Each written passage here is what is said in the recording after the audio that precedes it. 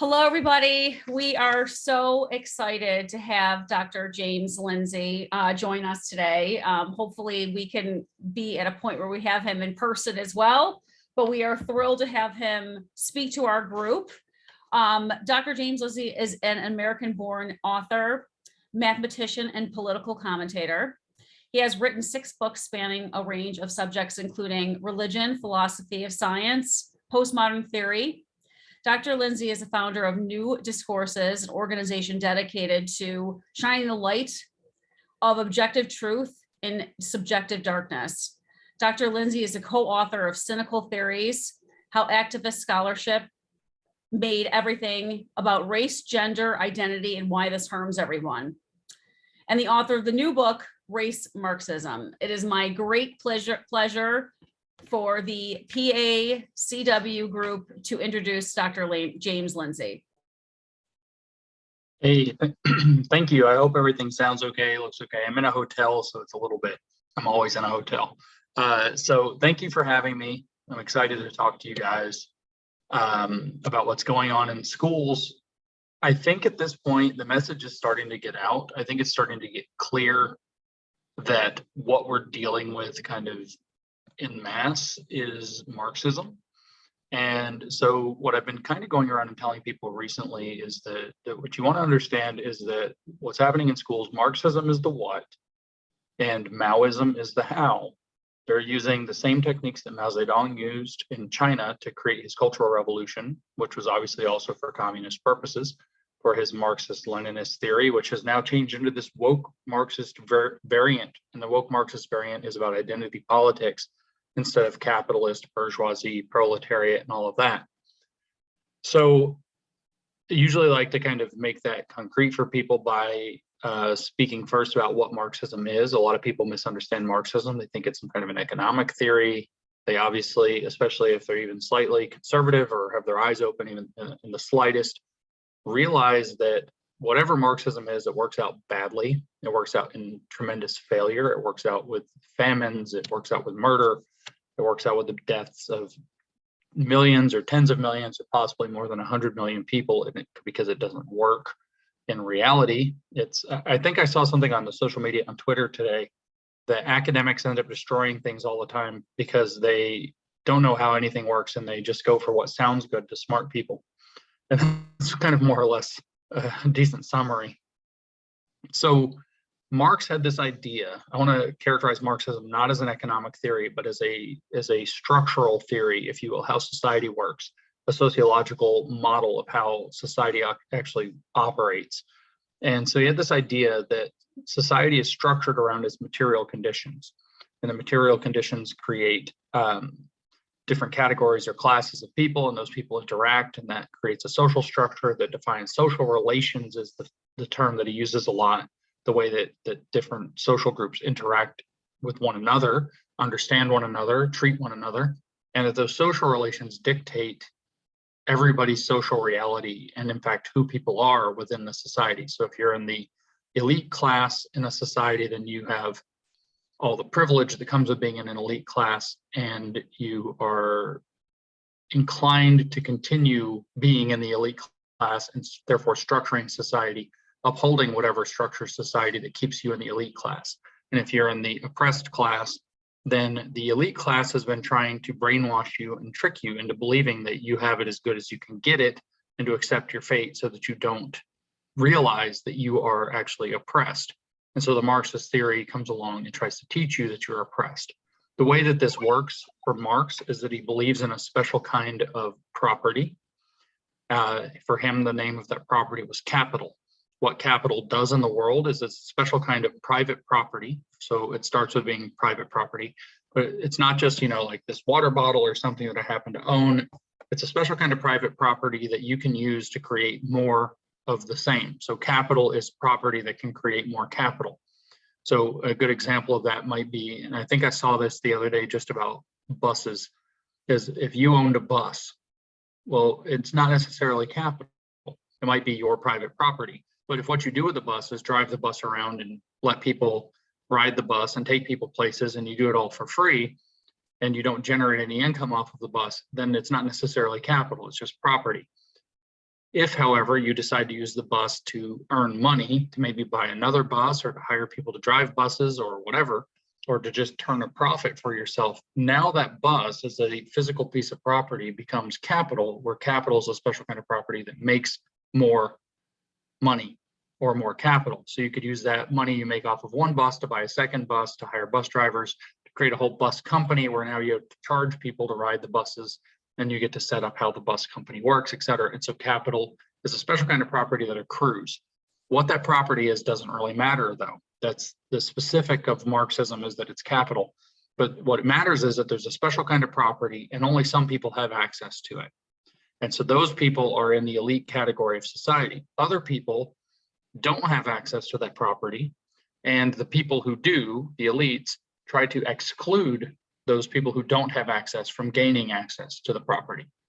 So you have, in a sense, a special kind of property. You have people who are able to have that or who do have it, and they can use it to their own advantage. And then they work to keep other people out of having it. And that's what Marx calls the stratification of society into the, for him, the capitalists and the working class, the people who own the means of production and the people who do the work to create the products. We don't have to get too deep into all of that, but obviously what you hear when you hear those ideas, somebody owns the stuff, somebody else does the work, and the person who owns it benefits from it or profits from it. So Marx's theory is that the propertied class is exploiting the unpropertied class. And I'm trying to keep this very, very general so that it'll be easy to do what I want to do with it. And so what they do, what the people who have property do to maintain their property, is they tell a story about why they deserve their property. Not that they necessarily come in with force, although that might be part of the story. They might say that we need police to protect private property, and so we empower the state to protect our private property, or they have a right to defend ourselves and our private property, or that we create a religion that says, as the 10 Commandments, that thou shalt not steal private property. But in essence, no matter what it is that the people who have access to the property create a big mythological story explaining why they get access to the property and other people don't have access. And that's called what Marx called this an ideology. A lot of people use that word. This is the Marxist ideology, this ideology, the conservative ideology, the liberal ideology. Marx actually made up the word ideology, so far as I know. And what he meant was the stories that people who have access to the special type of property tell themselves about why they get to have access, and they tell other people about why they don't get to have access. And so it's a broad social mythology about how society allegedly works, but it's actually a story that's self-serving, and it's cooked up to benefit the people who actually already have access and to oppress the people who don't, and in fact to keep the people who don't have access in the dark, to make them think this is the way that it is, etc. I didn't work hard enough, I'm too dumb, I didn't do my homework, I didn't go to school, whatever it happens to be, there's some justification for why they're outside of the special kind of property. So this is kind of Marxism in a nutshell, kind of at the first level of thinking. You have two types of people, the haves and the have-nots. The haves tell a story about why they get to be haves. The have-nots are included in the story and explains why they are have-nots. That's called an ideology. And then what this actually sets up is a set of social relations through that ideology and through that social structure. So the people on top are called, for Marx, called the superstructure. The people on bottom are called the infrastructure or the base. And they are in relationship with one another, class relationship, which is an antagonistic relationship because one group has all the stuff and the other group doesn't have any stuff. And so they're naturally antagonistic to one another. They're fighting over how much you're supposed to get paid to work in the factory. They're fighting over who gets to own what. It's a naturally antagonistic relationship. And that, as Marx says, it structures society. So the superstructure and the infrastructure create relationships between one another, and those relationships are called the structure of society. And the structure of society is explained in terms of the story that the powerful people get to make, which is called an ideology that justifies their power. So like I said, just to burst your bubble, Marx called the special kind of property capital. He called the special ideology that justifies it capitalism, which is the mythology of why capital is a good thing and a good way to organize the material conditions of society, the economics of society, and the social relations of society. He called the people who have capitalists or the bourgeoisie, He called the people who did not have the proletariat or the working class. The goal of Marxist theory is to awaken within the working class and some part of the elite class, a group of people who understand that this is the true relationship, the true nature of society. And when those people that understand the true nature of society are awakened to that, when they're made class conscious, then they can also be made critically conscious, in which case they will understand that they have a role to play in history. They are actually historical beings. They are the people, they are not just living in history, they're not resigned to history, they're the makers of history. And the way that they make history, if they're in the underclass, is not by calling the shots and setting the culture. That's for the overclass only. And the underclass, all you can do is band together in solidarity and have a revolution that overthrows the whole system and takes control for yourself. So that's your actual proletariat for Marx, is the working class who've been awakened to realize that they have a role to play in history, which is to overthrow the system and seize control of it for themselves. That's a lot of Marx. That doesn't sound a whole lot like woke or like critical race theory, because these people seem not to care at all about economic factors. Most of them are rich professors, fancy administrators pulling down $200,000 a year or whatever of taxpayer money. Sounds like they're actually pretty bourgeois under Marxist terms, and people get lost. So we'll jump over to critical race theory to show you that the same thing's happening there. So in critical race theory, you have a special kind of property. There's a paper written in 1993 by a woman named Cheryl Harris. This paper is considered foundational to critical race theory, and it bears the ominous title, now that you understand what Marxism is about. The title of the paper is Whiteness as Property. So you've probably heard of whiteness, and you hear these appeals to whiteness, and that's all over in the critical race theory stuff, that, you know, your whiteness this, or you just, because you have access to whiteness that. Whiteness, whiteness, whiteness, white supremacy culture, etc., is invested in whiteness, and they want to preserve the benefits of whiteness, and you have to interrogate whiteness. You've heard whiteness, whiteness, whiteness. Well, in 1993, whiteness was defined as a special kind of property. In fact, a bourgeois type of property. And if you actually read your Communist Manifesto, in chapter 2, Marx says that communism can be summarized in a single sentence, which is, you must abolish private property. Well, here you hear the critical race theorists call out, you must abolish whiteness. We must work to be less white. That's what Robin DiAngelo says in White Fragility.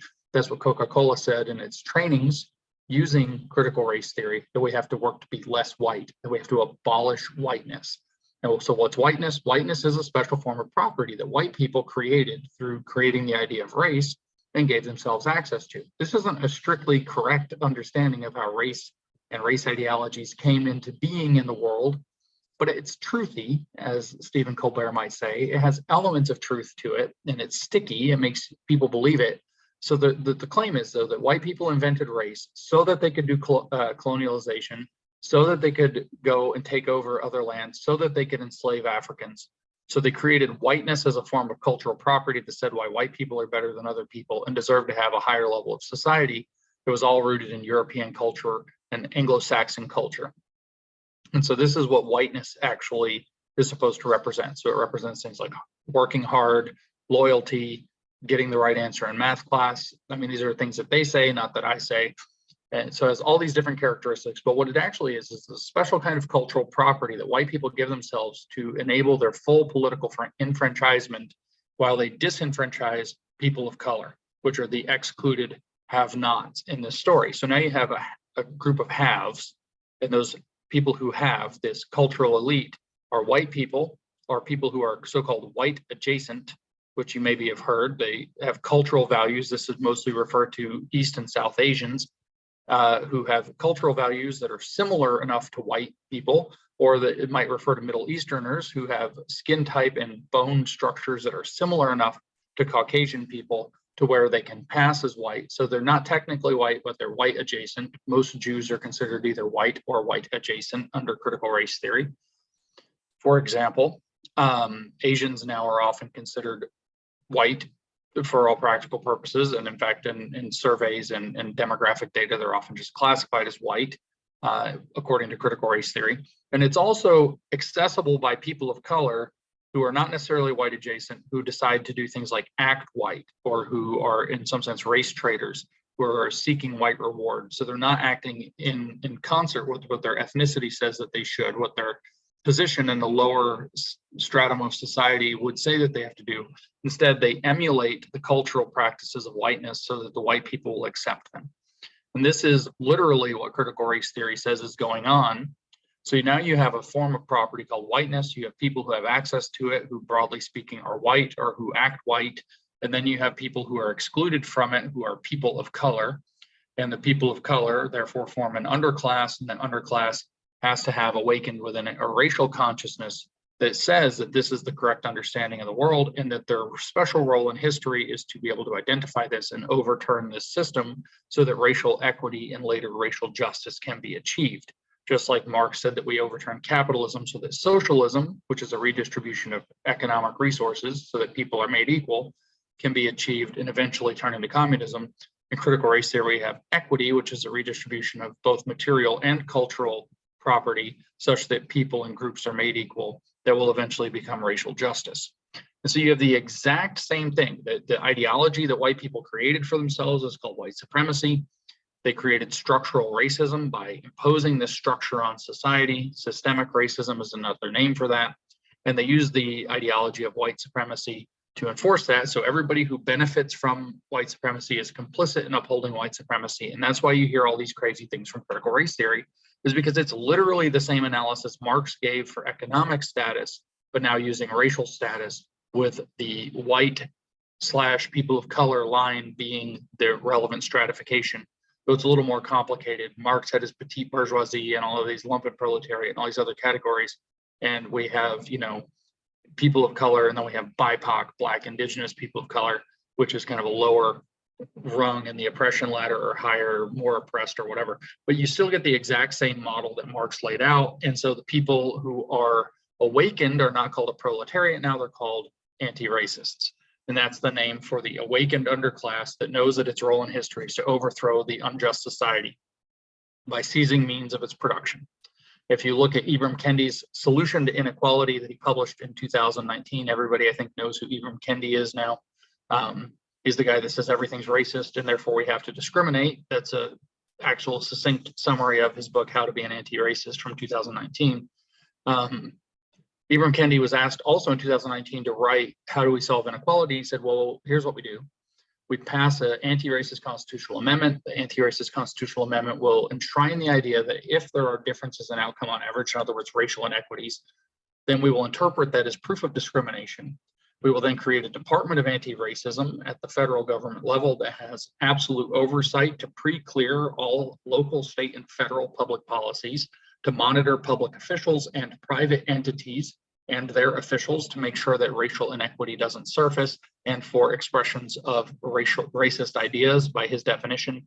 And we will empower that agency, this new branch of government, with the power to punish people who don't voluntarily change their policies and ideas to be in line with what the Department of Anti-Racism says. In other words, I think it's funny that it's Department of Anti-Racism, which would be DOA, as he puts it, which stands also for Dictatorship of the Anti-Racists, because the thing that Marx called for is literally the same thing under socialism, which was a dictatorship of the proletariat. The awakened people are going to seize the means of all production in society. They will have absolute authority over all policies, public and private. They will be able to monitor officials to make sure that they are in line with socialist ideology, et cetera, et cetera. The punishments will be severe. And that was literally called a dictatorship of the proletariat. And now we have a dictatorship of the anti-racists proposed by Ibram Kendi in 2019 as the only solution to inequality in Politico magazine. So you see, critical race theory is actually a Marxist theory of race. That's why the book that I wrote most recently is titled Race Marxism. That's kind of the simplest explanation. It can go a lot deeper than that. What you see with the gender stuff is gender Marxism or queer Marxism. Queer theory emerged in 1984, really. It got its name in, I think, 91 or 93, thereabouts. But they started talking about what is queer theory in 1984 in an essay called Thinking Sex by Gail Rubin. And what it does is it establishes that certain people have access to a certain kind of cultural property called normalcy, being normal, not being considered abnormal, not being queer, as it were. So there are people who have a certain kind of property and they create a justification for why they get to have that property because it's normal. In other words, it's normal to be so-called cisgender. It's normal to be heterosexual. And this is called an ideology of cis heteronormativity that's said to structure society and cause advantage for the people who play within it and oppression for the people who are excluded from the access to normalcy that's provided by that same theory. And so you have the exact same model. Now, the awakened proletariat in queer theory is queer.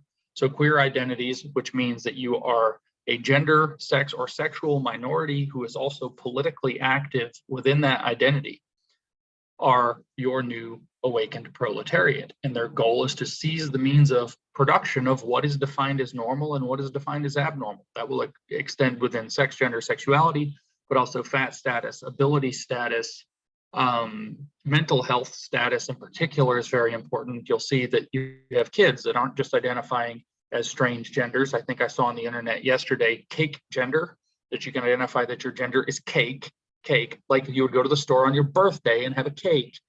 We heard about the tree gender people. We've heard about kids identifying as furries and litter boxes being in high schools where kids have to apparently pee in a litter box because they identify as a cat or something like this because their gender is cat.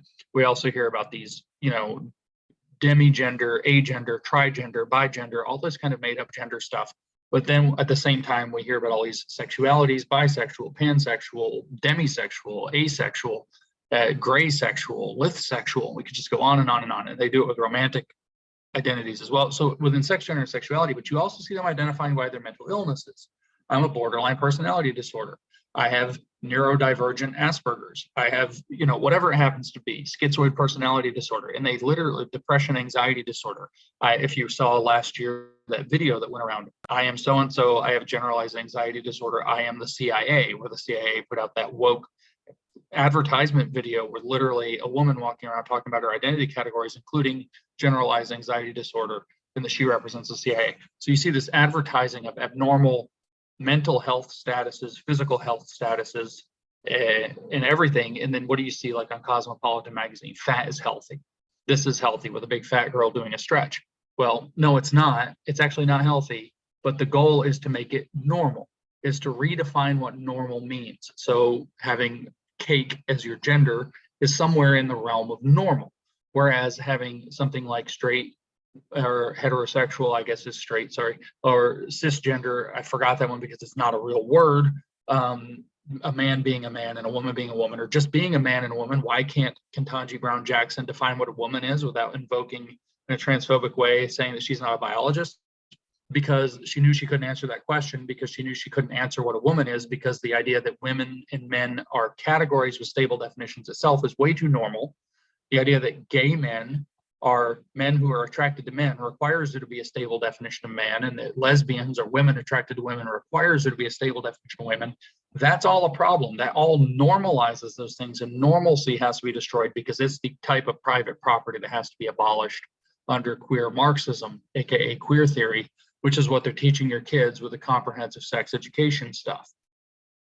We can do this again within knowledge. For example, Paulo Freire, the leading critical theorist of education in the 1960s, the Marxist of education theory, outlined the idea that being literate is a special form of property that gives people advantages in a society that's structured to value the literate and to devalue the illiterate. So being able to read is a special form of property that needs to be abolished under Marxist theory. Being formally educated is a special form of property that needs to be abolished. So why are your kids all failing to learn math, reading, history, social studies, et cetera, at grade level? It's something like 30% on average around the country of our students in the United States. I don't know exactly how that parses in PA are operating at grade level. The reason is because teaching them to be successful academically is actually teaching them to become formally educated, which reproduces the idea that formal education matters, and the society that's based off of formal education is a good one rather than an oppressive one.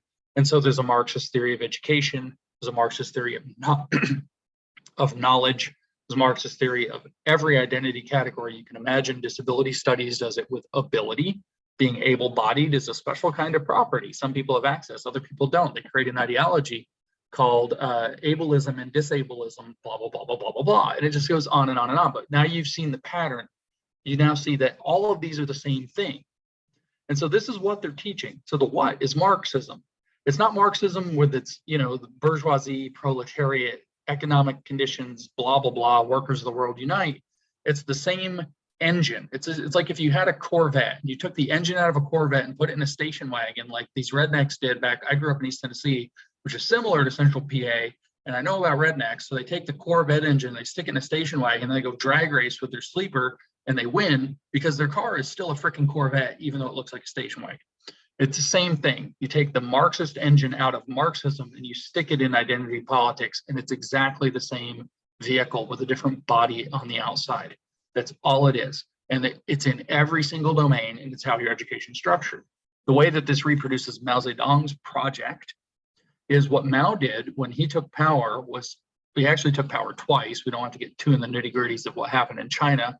First in 1949, then he did the Great Leap Forward, which killed millions of people and was a total disaster, so they chased him out of power. And in 1966, he made his comeback and he initiated what's called the Cultural Revolution, which resulted, depending on how you count them, conservative estimates are about 30 million people died in the Cultural Revolution. And the goal of the Cultural Revolution, according to Mao, was to destroy the four olds and install the new Soviet ideology throughout China, new CCP ideology, which is Marxist-Leninism with Chinese characteristics. That's how he described it. So the four olds were old customs, old culture, old habits, and old ways of thinking. So anything that reflected those had to be destroyed. And he actually rose up a student army to do it. College students were easy to radicalize because they're idealistic. The elementary and secondary school students are actually easy to radicalize as well. All you have to do is treat them unfairly if they're in the wrong kind of group, and tell them that if they join the revolutionary group that they can be treated better. Turns out it's really easy to manipulate kids like that. So he created 5 black identities, which were bad because black means fascism, and 5 red identities, which were good because red means communism. And he unleashed this. So if you or your children, if your children had a black identity, then they were a black identity. If you had a black identity, then your children had a black identity by association. Or if your niece or nephew had a black identity by association, or your grandkids had a black identity by association. And so the kids with black identities got treated badly at school. They got harassed. They had to go to special classes. They didn't get to have as much lunch. They did, just different things to mess with them. All you had to do to overcome your black identity was to do red identity things. In other words, start acting like a communist.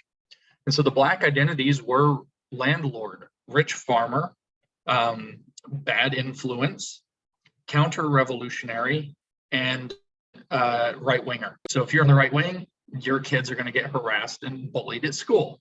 If you are fighting against Mao's revolution, your kids are going to get harassed and bullied at school. They're going to get bad treatment. If you are a bad influence, so when Merrick Garland, and we now know the FBI has been, actually knew this for months now, but we found out for sure yesterday publicly that the FBI is harassing parents and calling them domestic terrorists for showing up to school board meetings. It is tracking parents and putting FBI watch tags on parents for fighting back against this. Well, then you're a domestic terrorist, you're a bad influence, and that's a black identity. Also, if you're well off, if you're a small business owner, a medium-sized business owner, or even a large business owner, then you are or a landlord, you're the equivalent of somebody who's well off. Or if you're white, or if you came from a household with 2 parents in a stable household, or if you're straight, blah, blah, blah, blah, blah, you now have the creation of these black identities for kids. So what do? Is they tell them, well, critical race theory says that white people did all this terrible stuff. If you're white, then you're caught up in this terrible mess. If you're white adjacent, then you have this terrible mess. What can you do? Well, you can become an ally. That's a red identity.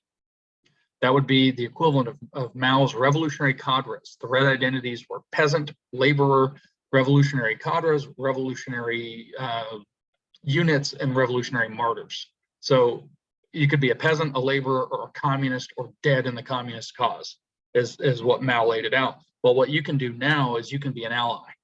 You can be an ally for race, you can be an ally for sexuality, you can be an ally for gender, and that's a red identity. But you have to be an activist on behalf of the people you're in solidarity with. It's the exact same model that Mao Zedong laid out in the schools to radicalize children. And then maybe that's not enough. Maybe you don't do your allyship right. Well, on the other hand, with all this race, maybe you have to be politically black. If you're a black kid who wants to be an individual, no, you have to join the BLM. You have to join the racial politics. But maybe that's all not enough. maybe what you actually need to do is you need to transition. Maybe you need to be non-binary. Maybe you need to become pansexual or tree gender or cake gender or some abnormal sexuality, abnormal mental health status. And you need to lean into that and endorse that and increase that. And maybe even socially transition behind your parents' back, maybe even physically transition. And the other ingredient that Mal included was you have to fight back. You have to rat out. So if your niece at school was labeled with a Black identity because you had a Black identity, your niece could turn you into the authorities or could go home with her friends and beat you up, maybe to death, or drag you out into public and put a dunce cap on you and shame you publicly in order to get identified as a red identity and get that Black identity stain off of her. Well, this same thing is going to happen if you come out as any of these sexual identities. If you come out as politically Black, you show up to the protest for the BLM, you dump a statue of Thomas Jefferson in a lake. That's all red identity. That's all good identity stuff that you can do. You're an ally, etc. If you transition and you're politically queer and you're then yet again, you have a good identity. If you go home and tell your parents that you don't understand me, you're not giving me my affirmative care, and I need child protective services to come in to protect me, or you negotiate that with the guidance counselor behind your parents' back, then you have a positive, good identity. And they create an entire social class system with the children, where when I was in California a couple of years ago, I talked to this kid, the 20-something at Chapman University, and he told me, he said, I said, what do you guys do in high school these days? You're just 2 years out. And this was 2 years ago. So this was 4 years ago that, he was talking about his high school experience. And he said, yeah, we go home, we get the yearbook out. And, everybody kind of does that. You look through and you see all the people and you look at your yearbook, and he's like, and we label everybody with their pronouns. But you have to do it, in certain ways, because you're gonna have to erase them because they change the pronouns. And you go home and you study people's pronouns every day because you don't want to be the kid who doesn't know everybody's pronouns. And it's like, holy crap. So what they do is they create a social network where the kids are pushing one another with the kind of facilitation from the instructors, the guidance counselors, the curriculum, the books in the library, et cetera, to join these revolutionary identities, whether that's an ally, which is kind of the lightest one, whether that's a political activist on behalf of a minority identity, whether that's to start engaging in gender, sex, sexuality transition or modification, whether it's to embrace mental health disorders, whether it's to start to take revolutionary action by showing up to protests and knocking things into the river, destroying property, shaming people publicly, including your friends, including your family, ratting your family out, et cetera.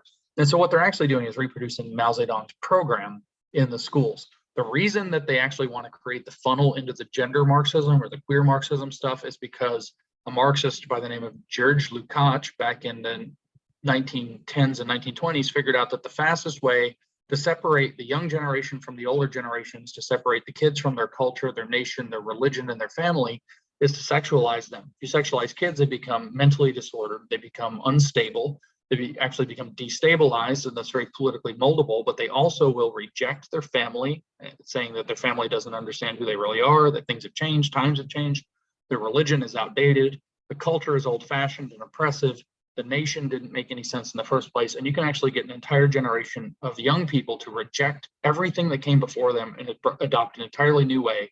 And the fastest and easiest path to that is to sexualize the children. So all of these theories are organized under doctrines like social emotional learning to problematize race to where it's just this big hot mess and it's not good enough, and allyship to where even becoming a racial ally is not sufficient, and to drive these kids into these sexual and gender-based dysphorias and identities that will sexualize them and cause them to have a firm and clear break from their parents, from their nation, from their culture, and from their religion. And that's the program that's happening in schools. The brand names are things like culturally relevant education, culturally responsive education, social emotional learning, liberation, or the liberated education, I guess, is another one, transformative social emotional learning, ethnic studies, multicultural education. They've got about 1 billion programs for this under different names. They are massively funded.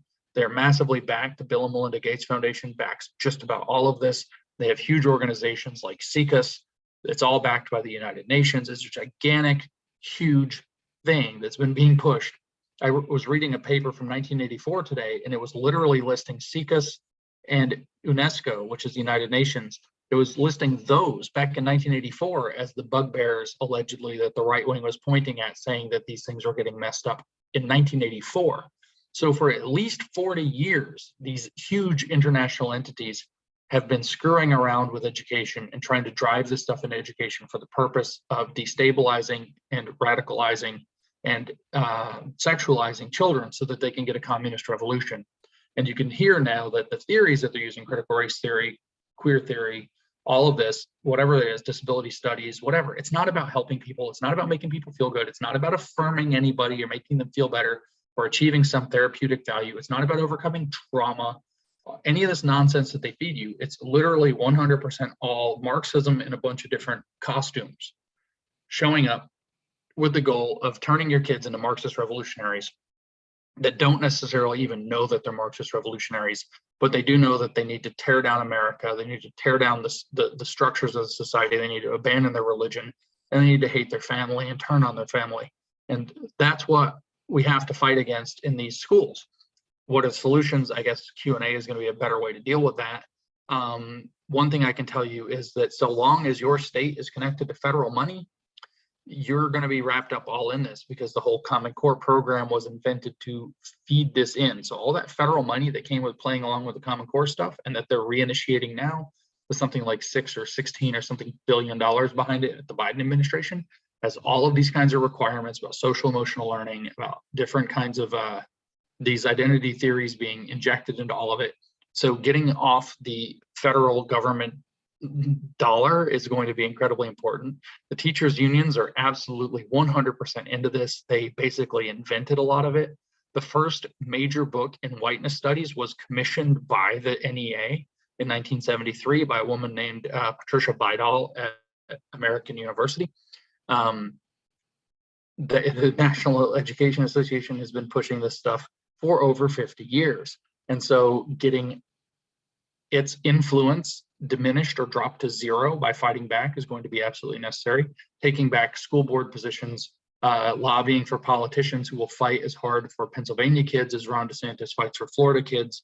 Those are the kinds of steps that are going to have to happen. But getting involved as a parent and spreading the word so that that parental groundswell can happen that will usher somebody like that into office. I can't give too much praise to Glenn Youngkin in Virginia yet, because that remains to be seen. He's certainly no Ron DeSantis, but what I can say is that he definitely was a huge upset win, and it was parents rising up that led to that upset win. So the right candidates in Pennsylvania can end up in office if you have a groundswell from parents. So parents can feed other parents. Parents can also protect their children. I usually say at this point, what you need to understand is that the school building is on ideological fire. It is on fire. If your child was in a physical school building that was on fire rather than ideological fire, you wouldn't sit outside in the parking lot talking about how to put the fire out and think about your kid second. You'd get your kid out of the school. And once your kid's out of the school into safety, then if you're a responsible adult, you're going to figure out how to put the fire out, and you're going to start figuring out how to rebuild the building so that the kids can go back and have a healthy, good school. First thing you need to do as parents, though, is start taking real steps to protect your kids. That might mean that you're going to teach them to make fun of this with you. It might mean that you're going to show them how it's a bunch of dangerous lies. It might mean that you're going to educate them on communism on your own, because you know the school is not going to do it. It's going to involve asking a lot of questions of your kids, a lot of questions of the school, probably doing Freedom of Information Act requests and exposés of the school to put public pressure on them. It's going to take a lot of stuff. It's also going to take networking with one another, as you clearly are doing to some degree, so that you have the kind of resources and support network necessary. I can tell you, for example, that Moms for Liberty has been a wonderful resource for a lot of people, but in particular with this, revelation that came out yesterday, where the Department of Justice was, clearly indicted by Congress as having unleashed the FBI on parents. And this is no longer this could happen, but rather a concrete, this is happening, this has happened, it will continue to happen kind of event. Well, the people that happened to a Moms for Liberty mother. And so having that background of Moms for Liberty enabled them as an organization to step up very quickly and to make sure that she had legal counsel, to make sure that she had kind of physical security protection, places that she could go if she needed anything while she's dealing with all this, the rest of this. That network that Moms for Liberty provided was huge. There's an organization in Utah called Utah Parents United that's almost 70,000 parents and grandparents across the state of Utah, which, just to make us joke about a different state, turns out to be most of Utah.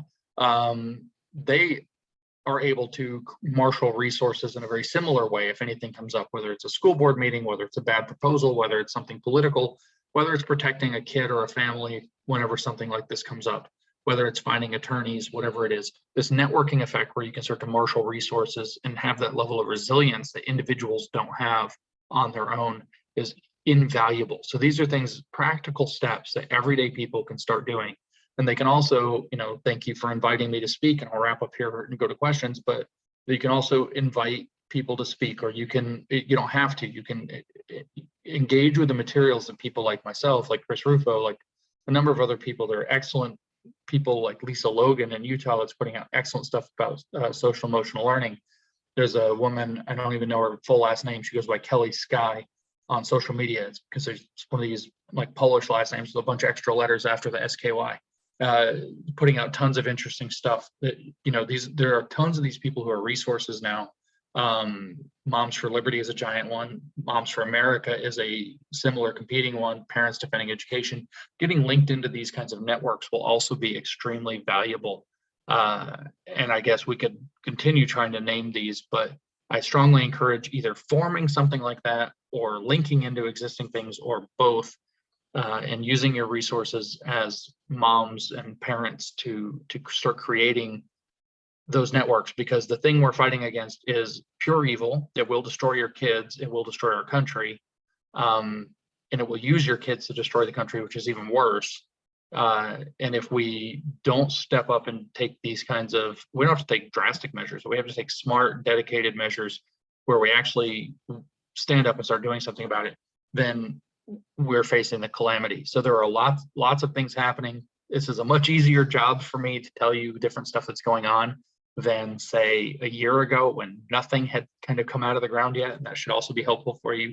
Moms for Liberty is about a year old. Utah Parents United is less than a year old. Between the two, you're talking about hundreds of thousands of parents who have networked, and that's just two organizations. Like I said, Parents Defending Ed, No Left Turn in Education is another one. There's several more. Moms for America is another one. Figure out the ones that are doing the things that you want to do, and if there's not one, create it. Look at the Utah Parents United model and copy it. Get a parents organization going in Pennsylvania. There's another very activist one in North Carolina run by a woman named Sloan Rathmush, which I can spell that for you if you need it in this chat or something. She's not hard to find. Sloan is an easy name. You start typing in letters. Lots of things that you can find in terms of connecting and building out resources and building out what will eventually become a gigantic national organization and movement, or set of organizations and movements, at least as powerful as the teachers union, that might be able to stop it. So I'll stop my presentation there. You now know what's going on. I know I talked fast. I went over my time though, but I'm happy. I'm in a hotel by myself. I don't have anything to do for a while. So we can spend as much time as you want answering questions. I'm perfectly content. That was absolutely fantastic. I'm actually getting a lot of texts for questions with you, but we'll be cognizant of your time. Annie's asking, you mentioned the history on the NEA and CRT. How do we work to combat the NEA and the teachers union specifically, who have so much control over teachers in public schools? By the way, and I'm sure obviously you're aware of this, like PA is the largest unions in the country. So we definitely have an uphill battle here. Yeah, the battle is so uphill. I don't have good solutions for you for that in the kind of short term. What I do know is that right now, slinging mud on those people and making it look like they are as bad as they are, telling the truth on them, is very, very effective. What we actually need in the present is a larger, so how do we combat them? Well, if you think like we're going to get up tomorrow and pull a trick and we're not going to have an NEA anymore, or the state of Pennsylvania is going to come out and say, we're disbanding the teachers union in Pennsylvania, which would be a long-term goal, by the way, getting the state to disband the thing, or to say it's even illegal to have public sector unions like that. Not that the NAIS is any better for the private schools, but what you actually want to do is you want to continue pointing out the ways that these organizations are not serving children. And in fact, they're not serving parents for sure. They're violating the public trust. They are protecting bad teachers. That is their primary objective, or the primary role that they serve right now, is to protect bad teachers and to basically take money in order to continue to protect bad teachers. And so, education about how they are a problem, it'd be, campaigns explaining how they're a problem and why they need to either be rethought or abolished, I think is kind of the way to go. They give you no shortage of information. There's another thing, and I don't know what the state laws in Pennsylvania are, because they do vary from state to state, but there was a Supreme Court decision that was Janus versus something or another Board of Education a couple of years ago, 2018 or 19.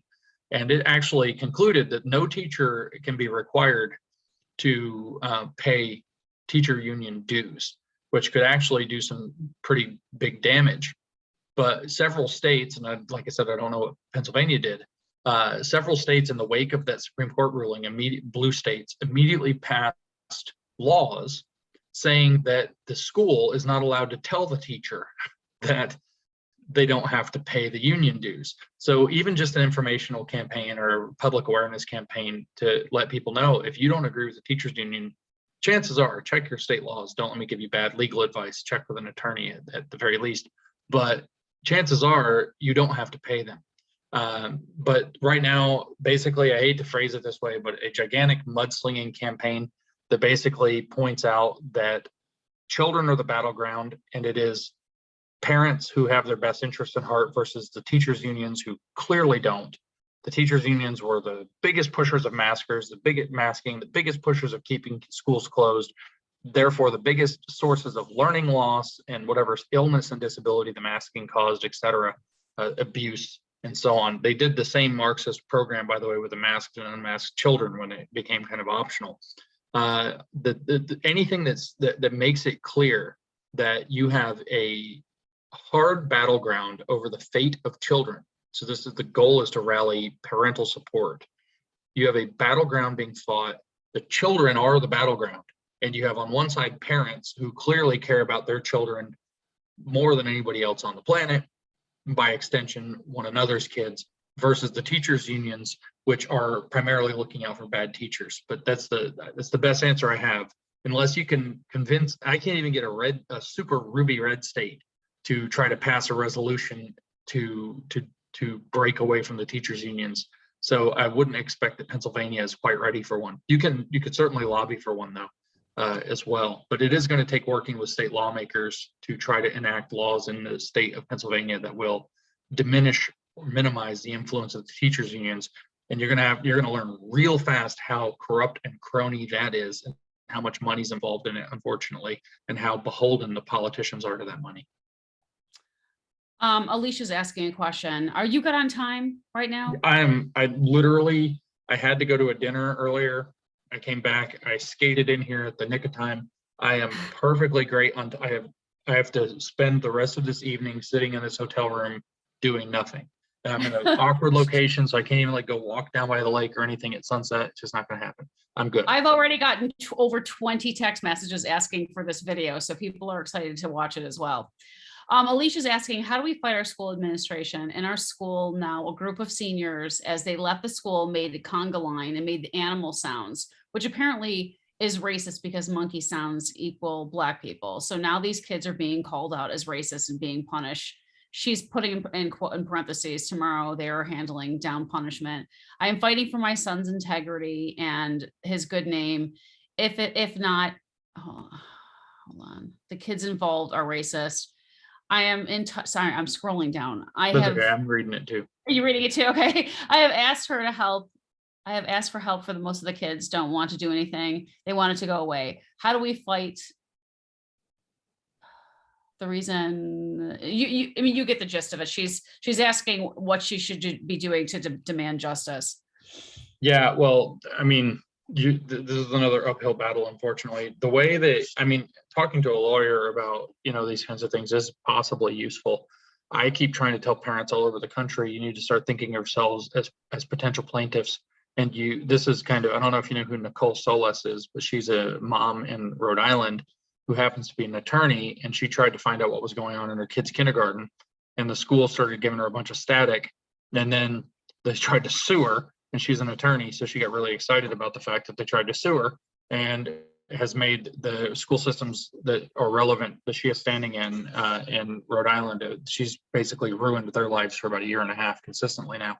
And so she's a real inspiration. And what she tells parents all over the country, I've heard her speak a few times, is you need to start thinking of yourselves as potential plaintiffs. You have to not fear filing a lawsuit. Now, but this is where these networks start to matter, because lawsuits aren't free. And so you have to be able to start marshaling resources and creating, I mean, like the ACLU, for example, is not something you can rely on, but the ACLU didn't exist at one point and then it began to exist. So that's kind of the point I'm making. These kinds of networks that I've been talking about will naturally start to coalesce into, a legal arm and a, different, a strategy arm, a politics arm, a lobbying arm. And you kind of already see that naturally forming with more mature organizations. For example, Moms for Liberty is actually kind of already to that point. So that's a longer battle. Another longer battle to fight the school board is that, or the school administration, I mean, is that you start running people for school board who will fire those people. You want to treat my kid like this? We're going to make sure you don't have a job anymore. That's another, like, I'm a potential plaintiff. I'm a potential person who's going to arrange it so that people run for office who ruin your life and you're not going to have a job anymore. We are at war, and you have to think of that. And your children are, again, or the creatures on the battlefield. And so certainly you should be willing to, if these administrators are going to try to humiliate your kids, I don't know that I can give you a whole lot that will protect your kids in the short term. And I don't mean to say, to sound callous, because I'm not. I hate to hear these stories, but the truth is, making sure that person doesn't have a job anymore in the future, where they might do this to some other kid, and where other school districts look at this and say, well, this is the story that happened. And that's what came out of it, was the people who thought they were doing some social justice good ended up getting fired, and they ended up getting sued, or whatever it happens to be, for what they're doing. That might help you in the longer run demand justice. Now, how do you deal with the apathy, where the kids just want the fight to go away? I mean, has any kid ever wanted their parents to involve in some fight that looks like it's to do with their school and that's cringe, Mom. I mean, no kid wants that. So what do you do about the apathy at the level of the students? I don't have the slightest idea. I was a teenager once, and I would have been totally on the wrong side of that. What do you do about apathy in other parents or in the community? You have to keep telling the stories. You have to start pointing out that, obviously what was happening was kids were having fun. Kids have had fun since time immemorial. And the people who decided that it was racist to make a noise like a monkey when they're making a variety of animal sounds is very obviously the one who saw the race there, and is therefore thinks that Black people are monkeys, not your children, who, if they had realized that, they probably wouldn't have done it. This is the big trick with everything. Virtually nobody wants to be racist. Nobody wants to be sexist or homophobic or any of this crap anymore. And so the only people who are able to see this are the people who think that way.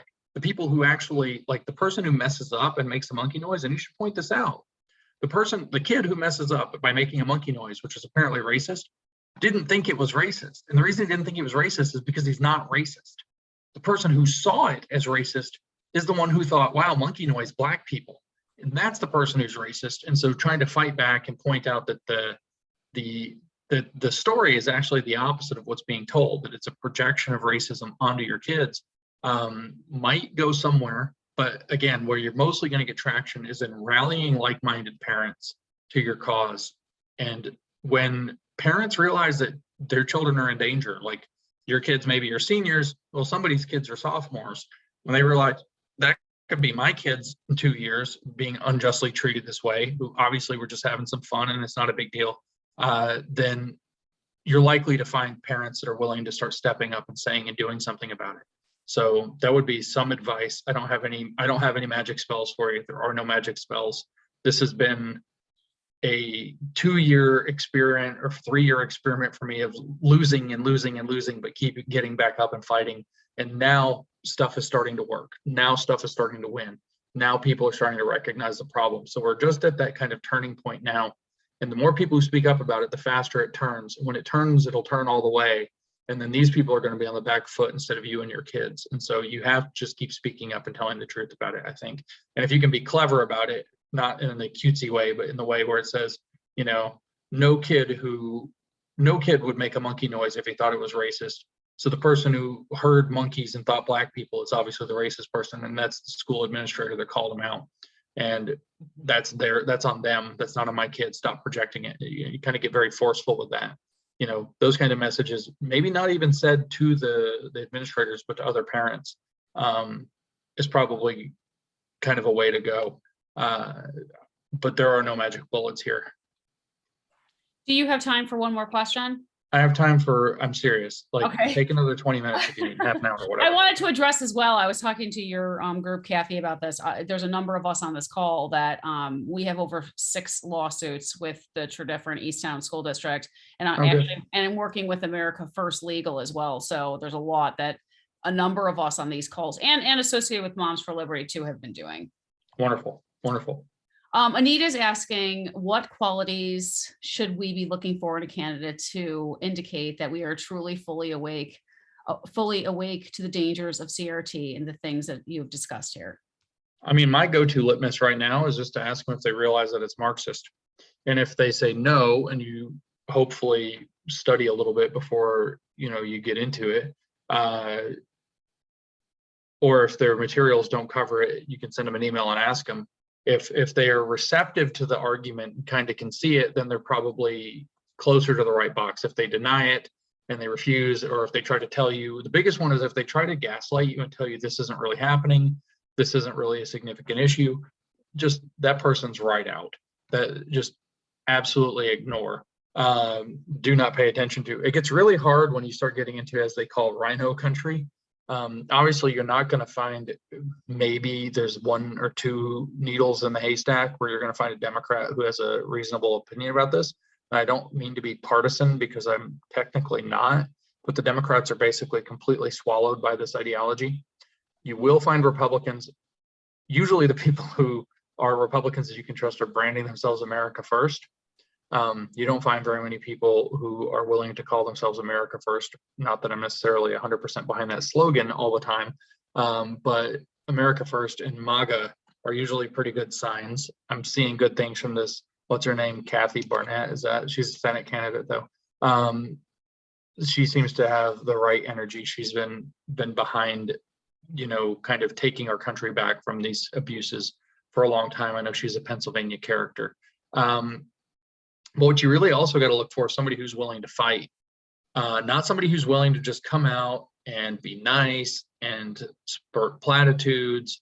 You know, you can tell the difference if you pay any attention, and if you can't, go watch some videos. You can tell the difference between somebody like Ron DeSantis and somebody like Mitt Romney. You can just tell the difference.